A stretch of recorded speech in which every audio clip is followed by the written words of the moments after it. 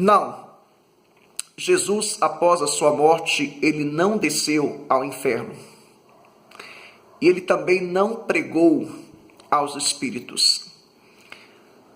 Quando Jesus morreu, conforme o registro do Evangelho segundo escreveu João, capítulo 19, versículo 41 e 42, o seu corpo desceu à sepultura. O seu corpo foi sepultado.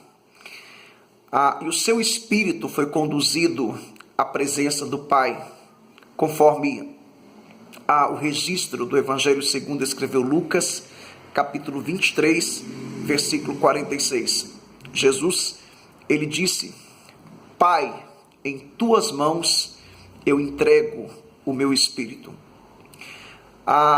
Ele disse também ao ladrão da cruz, ao ladrão que estava ao seu lado: hoje mesmo estarás comigo no paraíso. Evangelho segundo escreveu Lucas, capítulo 23, versículo 43.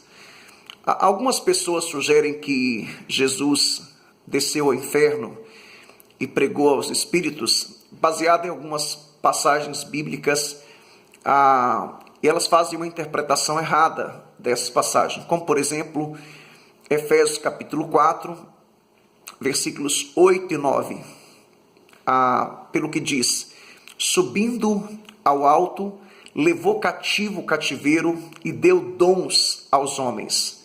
Ora, isto ele subiu, que senão que também antes tinha descido às partes mais baixas da terra. É preciso entender que a expressão as partes mais baixas da terra deve ser entendida como sepultura e não como inferno. E este texto também, ele fala da encarnação, da morte e da ressurreição de Jesus Cristo.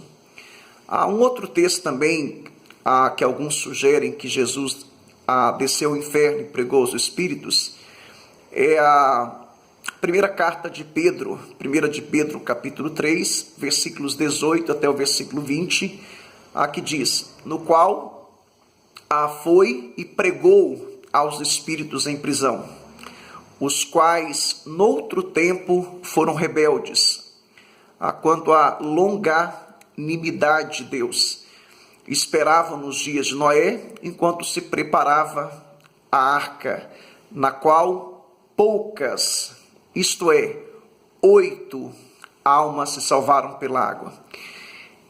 Este texto fala do Espírito de Cristo que estava em Noé, enquanto pregava às pessoas rebeldes na sua época, e agora eram espíritos em prisão.